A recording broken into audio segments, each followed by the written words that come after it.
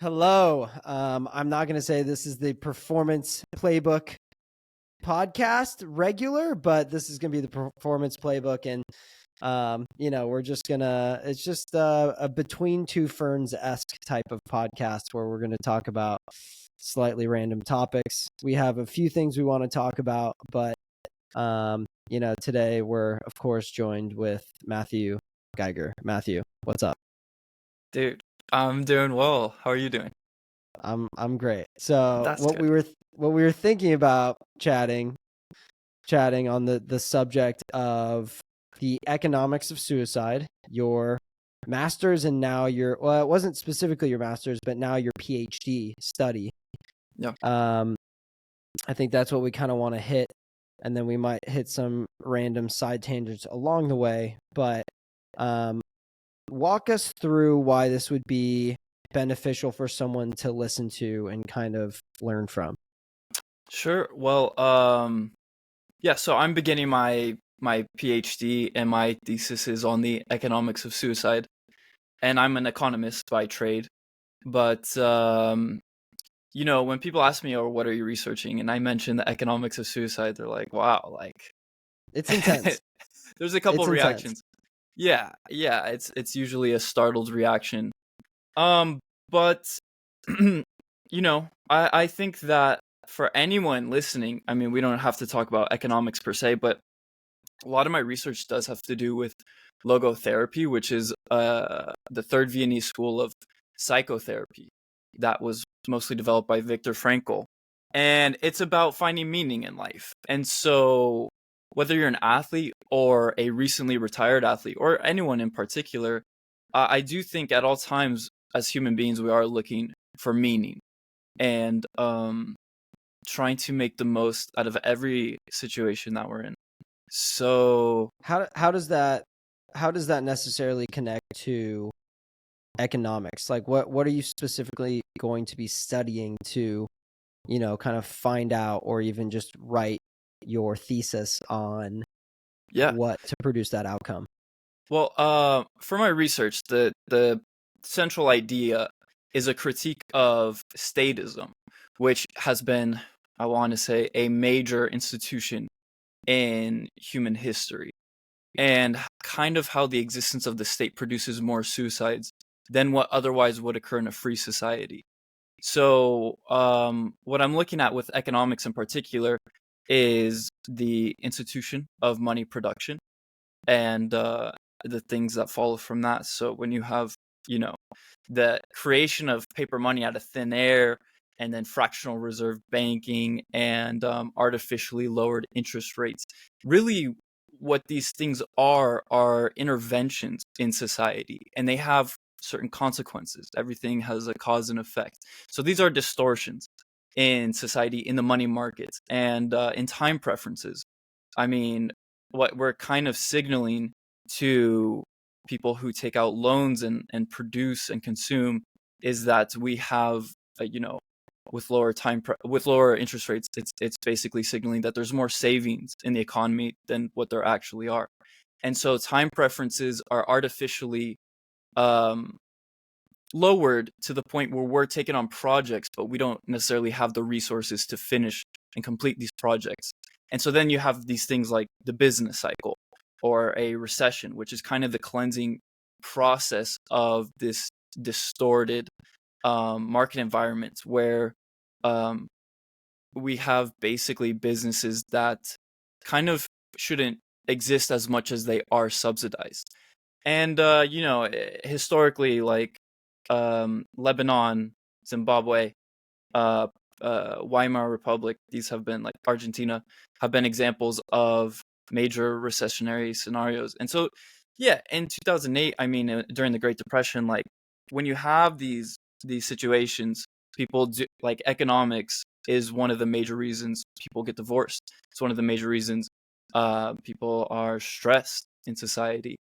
And so this is my research, in essence. It's kind of funny to, like, you brought up 2008, and like anytime you bring up what you're studying and what you're starting to research on, it reminds me of the movie The Big Short, Mhm. because it's like you go through the economics of how big business or crony capitalism just fucked people, just ruined people's lives. And like you could see through character arcs, like the emotion and how like they're all dealing with stuff, like specifically like Steve Carell within that movie and how he's dealing with his emotions. And like, yeah, it's connected with like external things, but they all end up coinciding with one another and blending. And so you actually see that the economics of what's going on plays in, like that is your life. Like if you lose your house, like you're not going to be smiling. Like there's a lot of Right. things that kind of tumble upon each, like one another. But so what are you specifically going to study? Are you going to study groups of people? Are you going to be going back in time to figure out your information? How are you going to get it? Well, this is definitely a theoretical thesis, a theoretical critique of the state. So, and real quick, I just want to say that economics is synonymous with social cooperation. So economics isn't just numbers; it's not math. That's what the mainstream economists want you to think. They want you to think it's a dismal science. It doesn't. Some people even say economics doesn't exist. No, it does exist, but we've been lied to about what economics is from schools, from universities. Because it once you understand economics as social cooperation and money, you kind of see the fraudulent, practices that have been pulled in front of your eyes. But yeah, it's a theoretical, it's a theory. So I don't want to get too much into the empirical data science stuff. I don't want to look at, societies over history and say like here there was more suicides and here there was less, or because there's many variables and there's many different reasons why people commit suicide. Some's for heartbreak, some is anger. There's many different reasons. So I don't want to look at it like that. I want to make the connection that the existence of the state and its essence can basically distort people's values, because as human beings we have to have values, we have to have ideas for why we live. And I guess, yeah, I'm more trying to investigate what is affecting people's reasons to live. And there's many, but in relation to society and the state, our modern society is materialistic. It looks for extrinsic values and reasons to live, but there's also, so many internal reasons to live. And I think when you kind of live in a society that outsources its meaning to basically everything outside of yourself, I mean, like family, is a great, I guess institution that can give people so much, right? So it's like, why is the family being eroded over time? Why are we subsidizing people to get divorced? Why, these types of things, they all can come back to economics. And so this is my theory to develop this. Also, like militarism, 1 in 4 veterans commit suicide. And so it's like, what is the military in essence? What is public education? Why are kids committing suicide? Some of it has to do with technology and like insecurities and comparing yourself. But I think there's a lot to critique with the public education system. And that is what we have today is the Prussian system. And the Prussians were the social and geographical precursors to the Nazis. So it was mainly a system to indoctrinate people, get them ready to be obedient people for the military. So it's not a perfect system. I don't understand why people like make such a quick defense of I mean, it's effective. It's like you want to indoctrinate people with civil values, but like that is kind of a euphemism for obedient, submissive, and docile. I mean, we don't connect creativity in public education. It's always kind of like something you have to find on the side. But of course, like I'm not saying everything is bad. They teach reading, writing, arithmetic. Yeah. But of course, yeah, this is the general ideas of my research.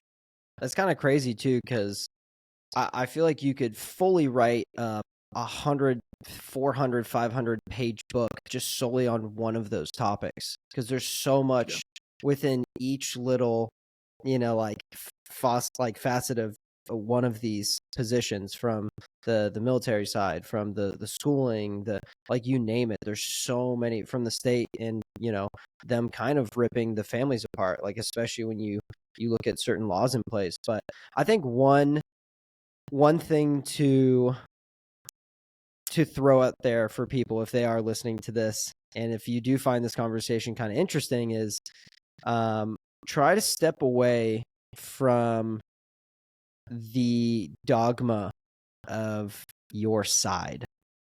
Try to take the tribal thinking and step away and try to be a free thinker. I like Naval's statement. Like, if you agree with one side entirely, like, that is just a clear indicator that you're truly not a free thinker. Not to say that either side has, all of the answers, because they clearly don't, because things aren't going great. We're pushing on, our fourth or fifth war within like 3 years. I think we need to fix something, but I think that's, and maybe we could walk it back even farther, but not to make this super political, even though no matter what you're doing is inherently political.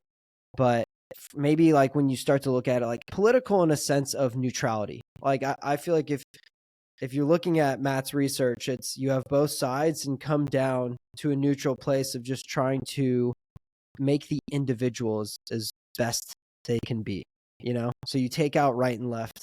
Let's just look at the logic of what's happening.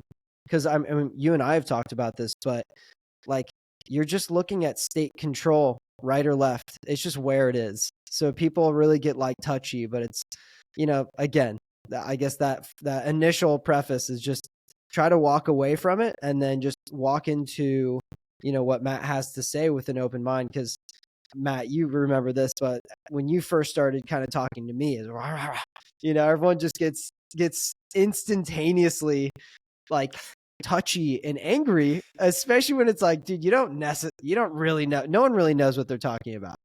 Sure. Like, there's some people out there, and I would put you as one of them, that, like, you do deep, like, this is what you do, deep research on everything.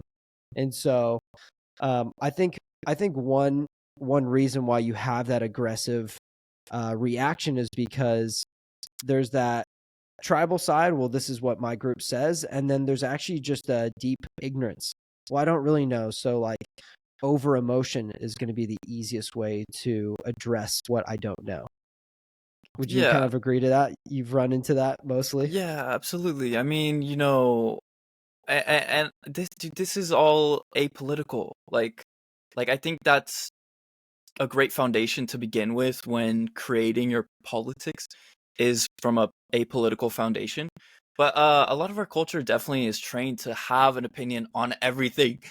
From an early age, it's like, oh, we need to study all these topics, and then we need to present, a certain idea or issue on all of the topics, right? Like, what's foreign policy? It's like everyone needs to have an opinion. It's like, no, we don't. We kind of don't. Um, Yeah. and and yeah, I mean, it's apolitical, and like, I kind of forgot my point that I was gonna say. Well, yeah. I mean, I guess your point, at Sorry, least yeah. what I'm. Oh, I just want. Go ahead. Sorry, Go I'm ahead. just.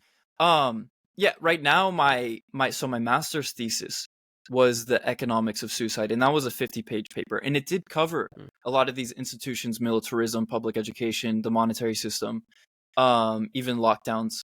And that's in my bio if anyone's interested in reading it.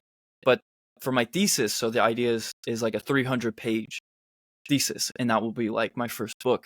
And that, I think, yeah, because it's so expansive, I can't really write a treatise on all this now. I think it would be much more beneficial to hone in on kind of the monetary sphere of modern monetary production, and the effects of that, and the cultural effects, of course. That's kind of what I want to focus in on, and leave the education stuff and like more of the political stuff elsewhere, maybe to others for the next books. Future stuff, yeah, we'll see. Yeah. When you're kind of looking at it, if we were to cheat your book or to cheat your entire theory, would it just to be like essentially it'd be to run away from the Western culture, right? Like No, essentially dude. you're trying to get to No, dude. Okay, this is crazy, bro. Because I've been thinking about this and like trying to talk to people about it. So, you know, as an anarchist, I'm against the state, right? But like if I achieved my version of an ideal society, like an anarcho-capitalist society, my concern is because the state does a good job at producing ideas, right? Like we encourage people to join the military for honor, for valor, you know, these certain ideas. People are motivated by nationalism. Like people are motivated by their favorite football team. People are motivated by the love of their country, and I am concerned that like if we had an Ancapistan type society, would it lead to some form of nihilism where people are like, wow, like I don't think so. But it is interesting for me to think about, because the last thing I would want is to advocate for a certain type of society that ends up producing more suicides for whatever reason. But I think my theory is sound for the most part. It's like, no, the state is like a form of cancer. It's like you won't solve all the problems, you'll solve a large amount of problems for society. But yeah. What in the most basic way then? Because I guess my thought was like, oh, okay, pull up Paul Saladino and just run to Costa Rica. But if that's not necessarily the easiest way to get away from it, I guess you're kind of looking for, well, can we cure the cancer? So is your idea, let's break up the 50 states into 50 countries? What's the easiest way to fix it? You know, man, these ideas take time, right? To the point of like pulling a Paul Saladino, like Javier Milei just got elected president, and he's the first self-declared anarcho-capitalist, and he achieved the highest position of any office for a country, which is the presidency.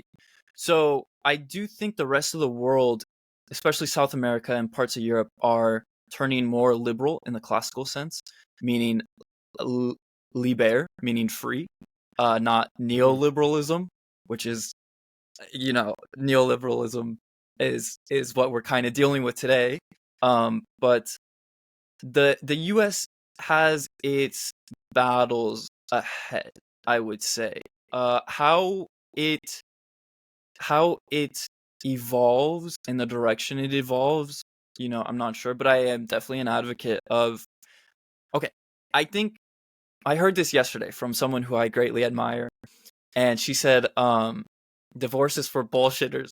And so it's like, oh, okay, yeah, like I love that.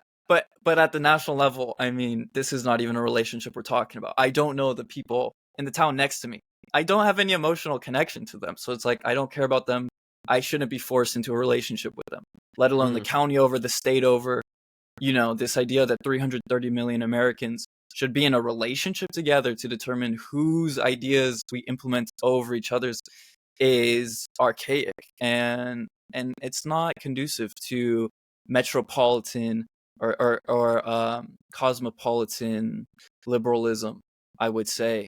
So yeah, I do totally think that, like, as you look at Europe today, the countries are relatively the same size geographically and in population to the states of the US. I would love to have I guess secession to the states, to the local level, and yeah, I think the term is federalism. No, that means like federal, like across the board. But the idea that, like, yeah, the states can become the sovereigns over their own people until, yeah, you can secede further.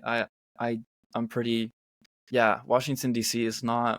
I don't care for them, to say it, to put it simply. Well, it's just kind of it's a really interesting thought to just play with. Well, what would happen if you just let each individual state kind of decide for themselves. Like we clearly know that we'll just pick stark differences. LA and Texas, LA and Alabama, they're different. New York and Texas, fine. Like just find a red and blue. Like they want different things. So why don't you just give them the opportunity to instantaneously just get what they want? Because we run into this issue of nothing ever really happening within government or nothing really changing. It's like, I wonder if you could just give the power to the people in that area that want whatever they want there to just kind of go from there. It's just kind of, it's an interesting idea to actually start to look at. And that was, I mean, we talked about that quite a long time ago, and there's been a couple of countries that have brought it up, but I think it's just kind of fluff. Yeah, I Would you mean, say? yeah, I don't know. I already hear the people freaking out listening to this. But I mean, yeah, dude, I don't know. Like, I think national divorce can happen in our lifetime. I believe that, and I think that's like kind of healthy in a way. I don't. People are like, no, we need the strength that comes from unity. But it's like, what strength? Like, what has this brought us? What is this bringing the younger generations? What is this? What is that brought to the rest of the world? Um, which is not. I don't know. Like, it's very, you know, it's unfortunate. But yeah, this is like where we are in our time and place in history, and I think that's why ideas and this type of discourse and conversation is what's ultimately going to change the world, is the power of ideas, changing ideas, because those are the basis of all actions. You know what I mean? Like coming back to suicide, it's like it comes back to your ideas, right? Like that's why it's so important to focus on, the mind and what you think and what you value, because that's what ultimately you're going to end up pursuing. So I try to stay away from normative claims of like, suicide is bad, it's immoral. No, it's just like suicide occurs, and what are the causes uh leading to that effect and that end. um yeah. Yeah. Yeah. I I feel like we've had this debate a few times if suicide is bad, if it is, because we're running into moralizing the action Mm. itself or adding a morality to it. I always Mhm. lean on the side of, yes, I think it is bad to end your life because you're in a bad position. And so making a quick, hasty decision to decide for the rest of your life um, isn't necessarily the best thing. But I guess the flip to that, just playing devil's advocate, is it's you feel like it's the right move. Is the action itself bad? Yes, but it doesn't make the person bad. It's just, they are in a bad place. And so if we can find ways to mitigate them getting into that situation by looking at the economic, which I feel like most people don't even think about, like economics helping suicide. Um, but I mean, once you start to explain things, it kind of makes a lot of sense. Like, why Yeah, wouldn't you start there first? yeah, no, economics is not only the youngest of all the social sciences, but it's the foundation of civilization. And again, it comes back to, these ideas. Do you understand what produces wealth? Do you understand what produces peace and prosperity and, goods? Why is it that wars occur? So it has to do with political economy. Um, you know, and with suicide, there's been a lot of people who've, I'll mention this. There's a book called Promise Me You'll Shoot Yourself, and it's a book based on East Germany in the years 1944 and 45, where the Russians were invading. And in this East German town, there was an epidemic of suicides because there was no troops to defend them, and they were just hearing these horror stories about, the Russian meat grinder coming in, raping, burning everything to the ground, just horrible. So then, of course, the families were like, yeah, like we're just gonna we're just gonna all commit suicide, and but that stems from war, right? And so it's like, well, what produces war? And it's not only militarism and nationalism, but it's the state. The state in the modern of the last couple hundred years have been the main conductors of war. So that's my stance. I'm anti-war. I think if you're anti-state, you become anti-war. I think from there How dare you? you'll No, have less suicides you're in society. anti-war.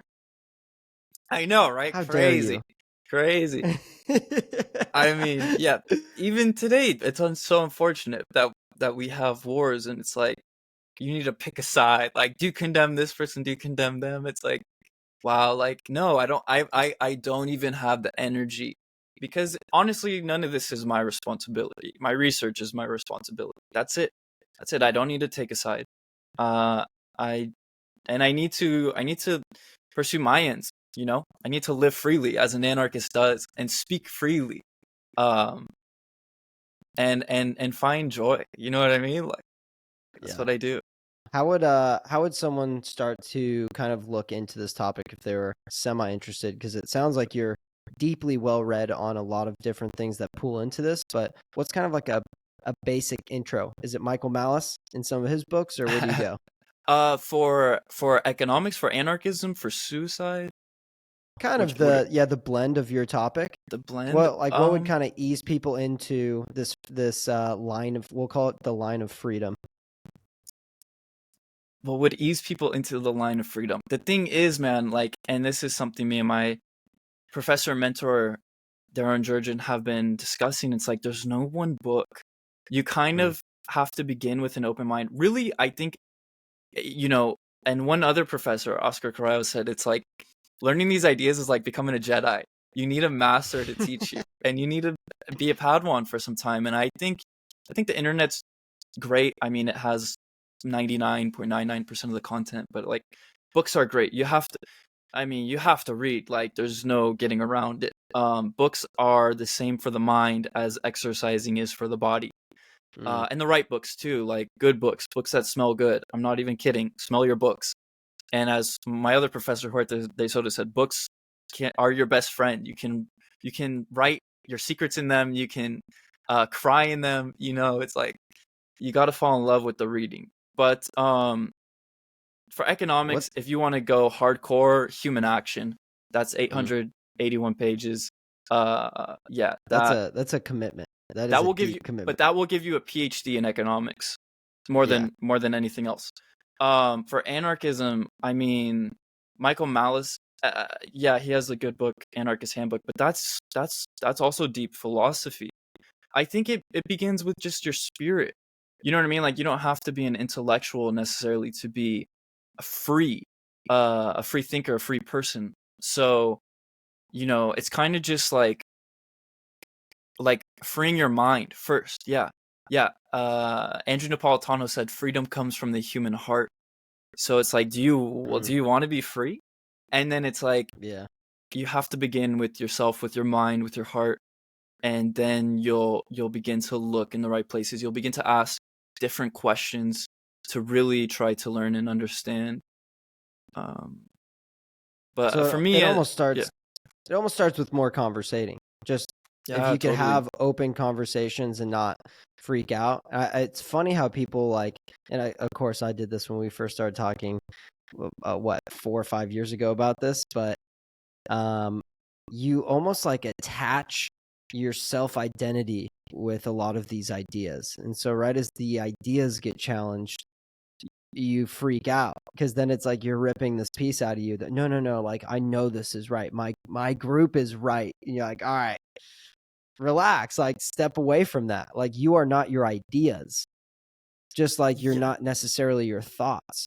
And so when your thoughts or these ideas get challenged, it shouldn't ruin your life or make you feel a lesser version of yourself. It's just changing how you perceive the world around you, especially when it comes to freedom. Like, I feel like it felt freeing once we started having those conversations and I started seeing things differently. You're like, yo, dude. Like, I mean, so much. It's just, well, I was just saying, I was going to end it with just, there's a lot of smoke and mirrors. And once you can kind of step away and just see from like a 50,000 foot view of the smoke and mirrors, you're like, ooh, Yeah, I'm not going over there again. I'm gonna stay over here. Like, yeah, whatever. Dude, you got to free yourself from politics, man. Politics is a joke. Um, it's not. It's power. I mean, to some sense, it's not a joke, but it ultimately is a facade. It is smoking. It doesn't exist, man. Other than the attention and energy you put to it, and what people actually impose on you. But then again, it's like, well, then are you really living in the land of the free, in a free society? I mean, even the term citizen in ancient Greek, it was considered, that term was meant synonymous as it meant high class slave. So these ideas, it's like, oh, you kind of this at the same time is a very disorienting rabbit hole. That in some sense, it's like it is like that analogy of the Matrix. It's like you kind of can't return if you choose to. Which Well, you is which do. is It's like you see things so differently. And like yeah. it's kind of like you kind of again you take like whatever pill and you're sitting there like what the hell like it's like it reminds me of this quote like life is a tragedy up close but a Mm, comedy mm. afar. Because like once you step away from all of the politics and the smoke and mirrors, you start laughing. You're like, look at these.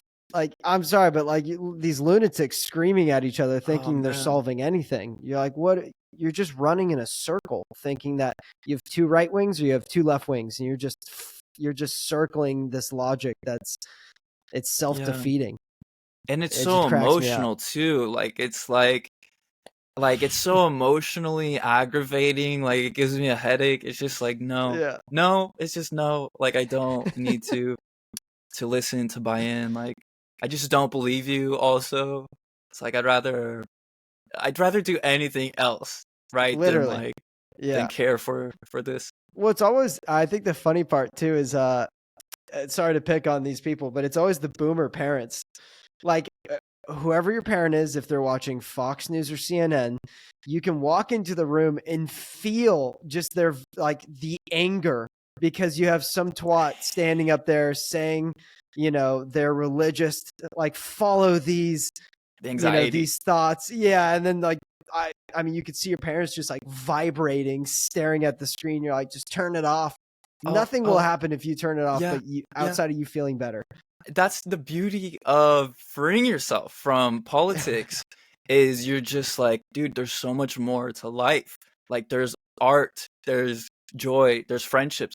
There's so much more to life than this stupid idea of politics. You know what I mean? It's like people end relationships over politics. They won't associate with people because of politics. But it's like, dude, learn to have some ability to adapt to different milieu. Not everyone's gonna agree with you. As an anarchist, bro, not everyone agrees with me, and that's okay. And it's like I don't need to. I do because they don't need to concern themselves with my politics, and I don't need to concern myself with them. So it's like friendships can develop much more healthy and organically. I think uh, when you just drop politics, the pretense of it. Yeah, man.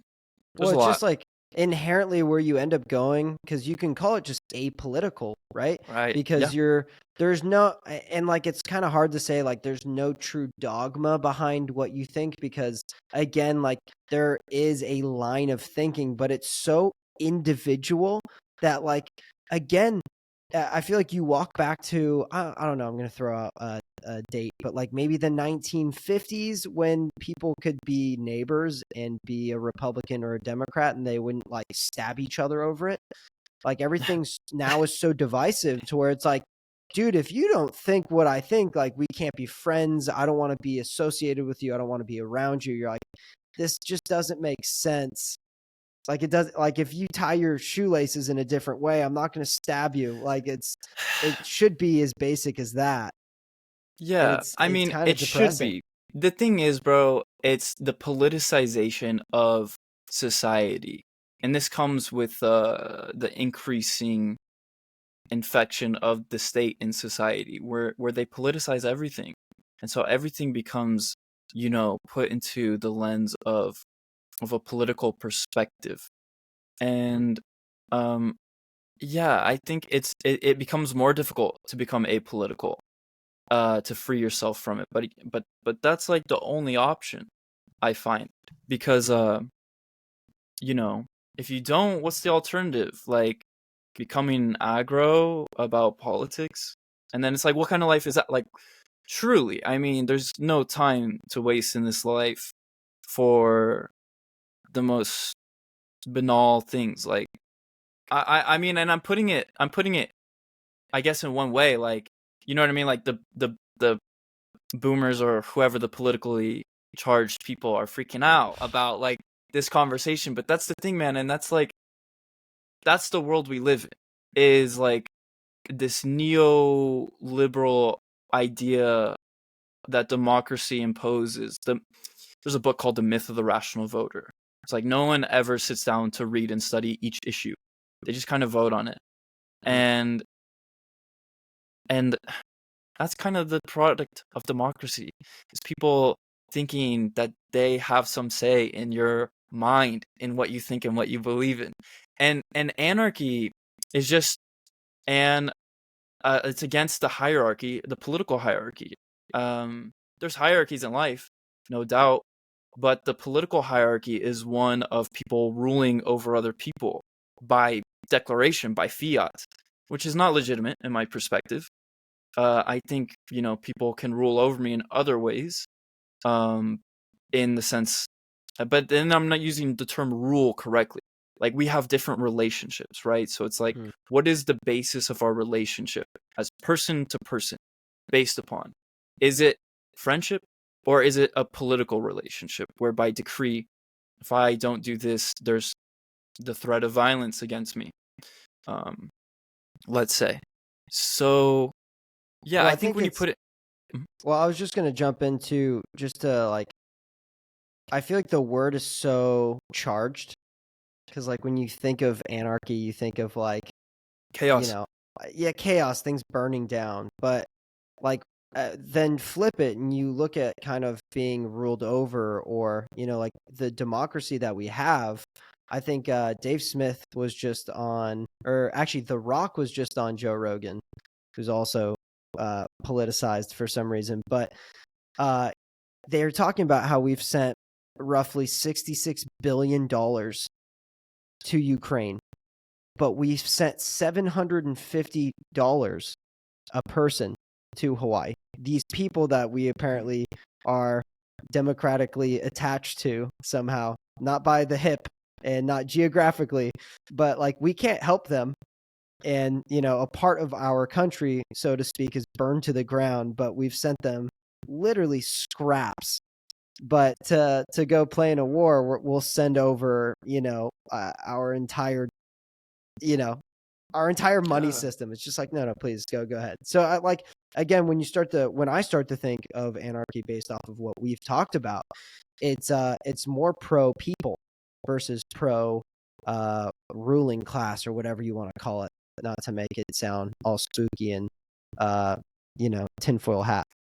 Yeah, well, that's the thing, man. It's like it's impossible to care about 330 million people. Like, how do you do that, right? So it's like they don't care about these people. It comes back to power. A good book is The Machiavellians by James Burnham, and he talks about the political formula. What do I need to say in order to get you to act in a certain way? And in essence, once you have control over a certain geography and the population within it, then it's like, how much do you need? You only need to sufficiently care for them. Otherwise, you can look outward to expand your rule and influence. And Ukraine is like a satellite state at this point of the U.S. But uh, going back to anarchy and chaos, anarchy is a beautiful word. It's unfortunate, yeah, it has been used historically by, anarcho-communists and people who've wanted to commit violence and have chaos. But look at the word liberal. It meant from the word liber, which meant free. And that was a beautiful word, and it's been taken over to be synonymous with, pro-democracy, almost progressivism. But these are euphemisms now for like well, people self-declared liberals won't say they're like communists or socialists, but they're interventionists, right? Neoliberalism is this very fascistic, and fascism is just another variation of socialism.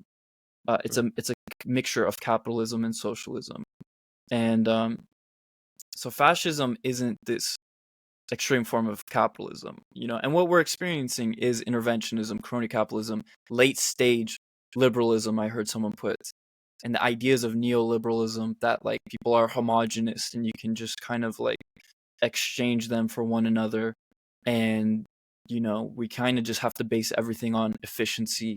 Don't worry about the characteristics, and like it's brutalist. It's inhuman to some degree, and I think that's revealed in Suicide, because some people are like, what is this world? There needs to be beauty, there needs to be art. That's the heights of civilizations have been the corollary has been beautiful art and ideas, not this false name of diversity and equity and things of equality, of like these things where it's like, no, this is not the truth, right? It's a corruption. It's Orwellian, but it's the corruption of words. If you can like change the meaning of words, that's a lot of power. And so anarchy to me is something beautiful. It's not chaos, it's peace. It's conducive to human flourishing of the highest sense of freedom. So it is anti-state, absolutely. But the state is not something I support. It's not something that is supportive of me. It takes my money. It defeats my ingenuity, my creativity, my ability to engineer further in my life. But yeah, it's again one of perspectives. As a creator, I need capital accumulation to create, to innovate. This is what entrepreneurs do. But if I was a socialist and I live at the expense of others, then of course I would support the state. They're right in that sense. Yeah, I think it's kind of interesting if you jump back to the thought of just connecting and being with people, right? If we're gonna kind of take it in the terms of suicide, right? Suicide, you feel isolated, you feel alone, you feel like nothing is going your way, and so the only solution is to terminate. And so I think it's kind of interesting if you pull yourself away.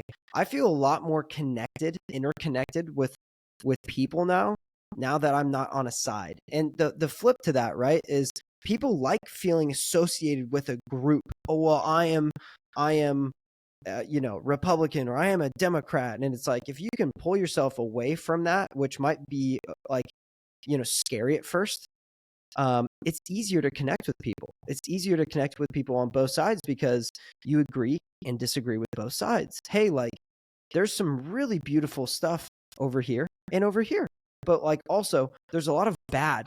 And so if we can kind of just bring it, and I've said this in a million podcasts, logic is found in the middle.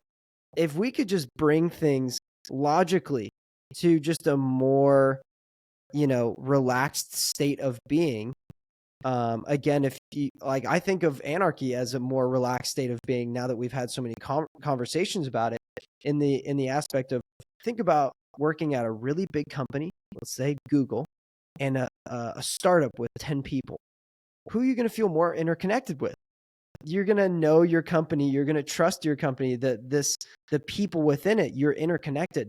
When you're at a company that has 15,000 people, you feel so isolated. Oh, there's more people. Yeah, but like there's less connection. It's too much. It's too much of something good.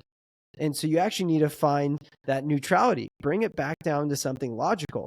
And so that's why I feel like now that I've been pulled away from these two groups, I have had more love for people. And I hate those people because they think this way. It's like, no, like, you don't need to hate anyone. They're just kind of, they're lost in trying to be connected with the group. You can't get mad at someone for that. They're trying to find meaning, and you see it on both sides. So it's like, well, just pause and try to hear them, understand them, and then, poke and prod, which is okay. Poke and prod at their thoughts from a neutral place, which is going to confuse them. Well, oh, you must be that. And it's like, no, you don't have to label what I'm saying, because I'm not this, I'm not that. I'm just apolitical. I'm just in the back just in the back watching and laughing, right? You get pulled away from being up close to this tragedy. You literally start laughing. You start laughing because you turn on the news and you're like, what is going, like, this has to be a horror story playing. Like this is unreal. And then you turn it off and it gets quiet and you're like, it seems like if I'm not literally sucked into that situation, it's not really like a concern of mine. And I can be concerned for people if there's bad things, but again, you have to look at your intakes in life. If we talk about suicide, if you're intaking negativity 24/7, well, what do you like? If your inputs are constantly bad, how you're going to see the world is just going to be horrifying. So I guess I wanted to touch upon that idea of like, hey, when we look at connecting and trying to be, I love the USA. I'm pro people. I love the USA. That's why I don't love our government. That's why, and so it's like, that's where I lean. And it's like, again, if we can just find logic in a more neutral position, everyone's like, you see it everywhere too, right? It's like, you could see it within strength programming. You could see it within jujitsu. If you're flopping all over the mats, you're going to get your ass tapped out quick. But if you can be methodical and almost minimalistic with your movements so you can last longer, and then actually it's a chess game, right? Like if you can be smart about what you're doing, there's a logic to that. So that's just kind of how I've seen that whole journey, for me at least. Yeah. And to your point, you can't blame ignorance. You can't blame people for what they don't know. And I think having compassion is the vacuum for anger. And I guess the idea. I kind of forgot my point, but well, it's just about connecting, right? That's kind of what we're re-tapping upon, is community. Yeah, dude. This is a kind of a funny story, but going from high school to college, I thought like if I went to a bigger college, I would meet more people and obviously have a bigger community. But I went to a smaller college that was smaller than our high school, and I felt like I had more of a community. So there is something to that connection that's like kind of inverse to the size of the community itself, where it's like, yeah, you don't need a lot of people, and that's hard to maintain. And it's hard to get deeper and connect with a lot of people. But if you have those few close people in your life, like you can form the strongest of bonds with them. And so it's like the idea of democracy promotes masses. It promotes majority numbers. But that term of thinking is not, that doesn't mean it's necessarily stronger or more correct, right? Like Hitler won via democracy twice. So there's nothing inherent about a democratic process that like it produces better results. No, it's still arbitrary. And I think, I think when you operate in democratic terms, it's like, of course you're going to get these solutions. So that's why it's like a paradigm shift. You have to think differently about, about life, about politics, about society, if you really want to like change your mind about these things. And it's okay. Like, you know what I mean? It's like, these ideas aren't for everyone, nor do they need to be. Yeah. And I don't know. And again, I think that's the cool and interesting part about these conversations is like, because both sides, right? Then you have left and right about to shoot you for what you just said. No, like you need democracy. It's like, well, it's like, again, not saying necessarily take it out or take it away right now, but why not play with the idea? Because it doesn't work everywhere. You figured that out in Iraq. I mean, for perspective, democracy has only existed for just over 100 years, right? Since the 20th century. Dude, most of human history has operated under forms of monarchy. So it's like, you need a political theory of monarchy. You need history to really understand these ideas. Otherwise, it's all just like, well, democracy is obviously the most superior form of political society because it produces the most wealth and prosperity. It's like, no, that has existed independently of the political foundations, formulations of societies. And it's like everything we love that has been produced in our quote unquote capitalist society has been produced under a monarchy. So, this is a political theory. It's not but that's like the vacuum of democracy, right? Just forget everything that happened pre 20th century. Like the 1900s, they gotta go. But yeah, no, it's like I think that's yeah.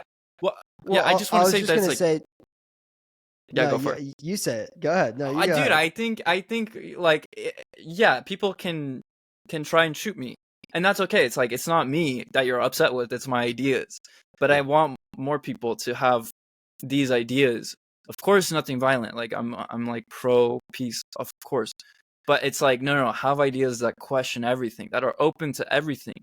Like discuss political theory, discuss suicide, discuss money, discuss question like why are these things sacred in society, like the government. It's not. It's just a group of people, and they think they like care for me. They don't. Like you're lying to me. That's the thing.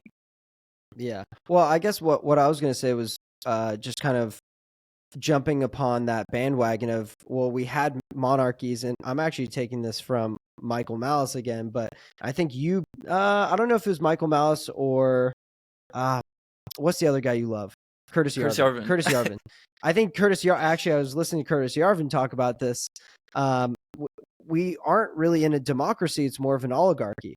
Because it's like you more have families, and we can see this with who becomes president. It's like you have more like big families that are just owning the politics, and that are, coincidentally unbelievably good at the stock market at the same time. It's like it.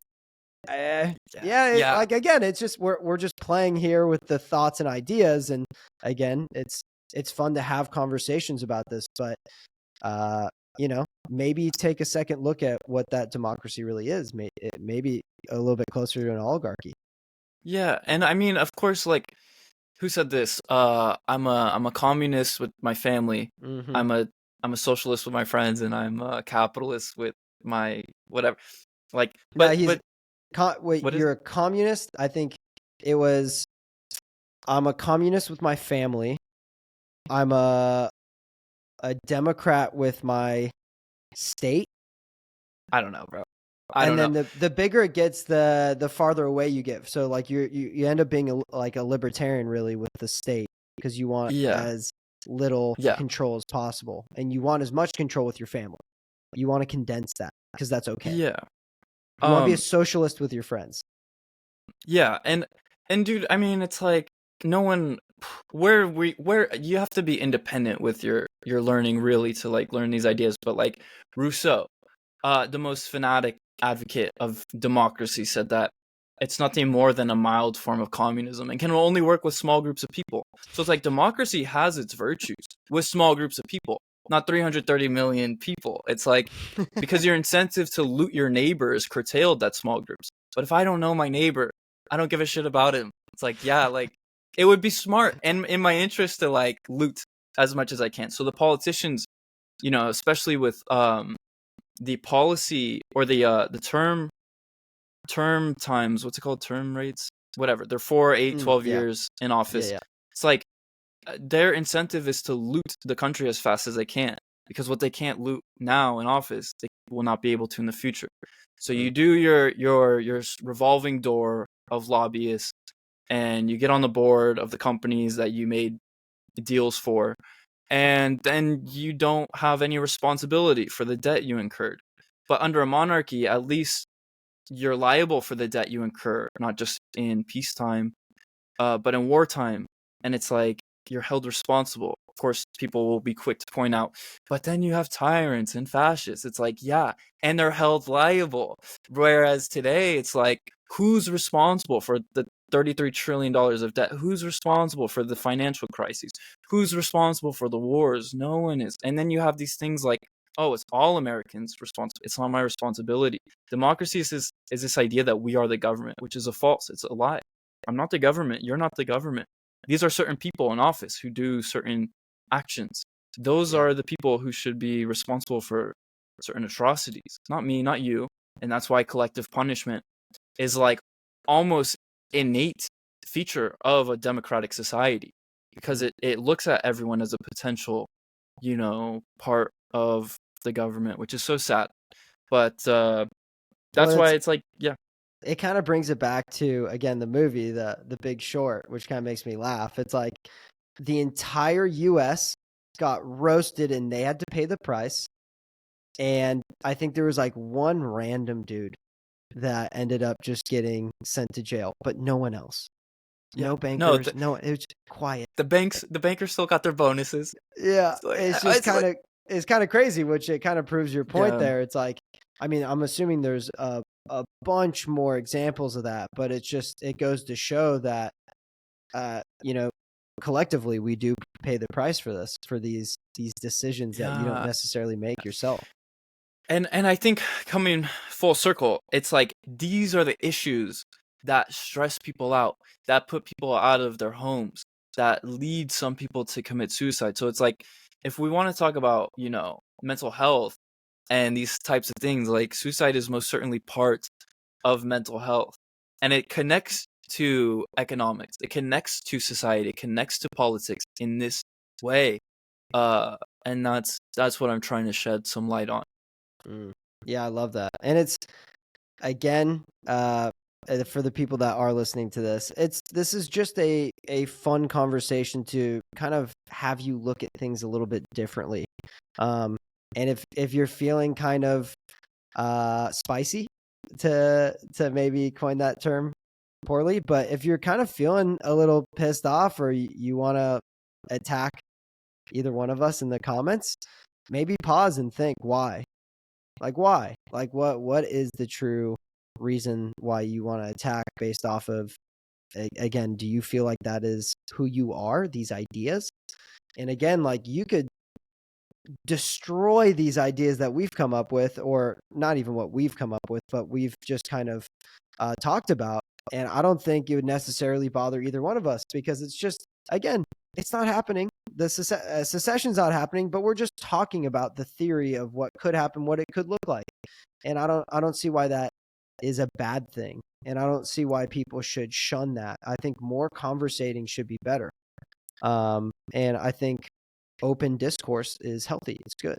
And again, if we're going back, like you said, to the main point, the suicide part, if you can feel free to express your thoughts, again, you take away that whole isolating feeling. And so it's a lot easier to connect with your peers. And I think, like you said, in the school system, it's kind of hard to do that. It's kind of hard to be a free thinker, because you start to think in a binary system, and you're told it what ends to up think. being ones and zeros. Yeah. You have homework, which desanctifies the home and tells you that you have to focus on these tasks and ideas, so you don't have time to think, which is so sad. You don't have time to create. You don't have time to develop a skill in a trade. And you're taught by some mediocre people. Yeah, and again, there's some fantastic teachers out there. You've experienced that. I've experienced that. Yeah. But there are a strong handful that are just kind of doing it to get the pension. Dude, the issue that I really have with public education is, and of course, children, most of them are, like, they need senses of direction. But the way that direction is imposed on children, and I had some experiences in particular where it's just like the assumption that just because you're older than me, you know best, and I need to submit to your authority, is now beyond. Like, I'm 25 now, so it's like, of course I can say this now. As a kid, maybe it's like, no, you need the direct. But the thing is, it's like, just because someone's a kid doesn't mean they're necessarily like lost, right? And not necessarily, and then that doesn't mean they're necessarily bad either. But it's like, we treat children like they're all bad until proven good. I don't know. There's many issues with that I have. I do like that concept, right? Because it makes sense, and it seems like even a better way to parent. Instead of just yelling at a kid, why don't you sit You know, down you and have a teach him. You have to conversation. teach him. The kid doesn't know. He's intelligent. He's smart. He tests, but he doesn't know, right? So it's like you have to teach. If you want to learn jujitsu, you have to be taught jujitsu. You don't be born knowing jujitsu. And if Yeah. they mess up the technique, then it's on the teaching. It's not on the kid. And it's like, yeah, man, there's a Yeah. lot there. Well, overall, I think this has been a really fun conversation, and I hope people have kind of grabbed something out of this. I'm excited for your research, and it sounds like you might start doing some online teachings on economics, and obviously, it sounds like some light politics too within that. When do you think that'll start up, and when can we start listening to that? Sorry, I cut out for like 10 seconds. I was I just lost bringing you up at, yeah, I lost you at your teaching. YouTube channel. Yeah, so Yeah. you're starting to teach online. You might be teaching in person soon. What does that kind of look like? When can we expect those Um, lectures? yeah, my YouTube, if you want to link it, it's Matthew James Geiger. I've had a former podcast, but don't worry about that stuff. I want to come back with some lectures on economics in particular, and maybe start up like a monologue podcast again about ideas, but probably just teaching about economics. Maybe dive into ideas of anarchism. Mm, I want to get that going. Let's say the beginning of the next year. In January, I want to okay. make like some weekly lectures, perhaps, maybe We'll bi-weekly. we'll help you. We'll help you with the setup, and then maybe I'll help out with the co-host and ask Yeah, layman absolutely. questions, or we'll Yeah, just throw you on here for just talking about ideas. This is maybe between two schmucks, between two ferns with ideas. I don't know. We'll all figure out right, the title of that this, would be but great.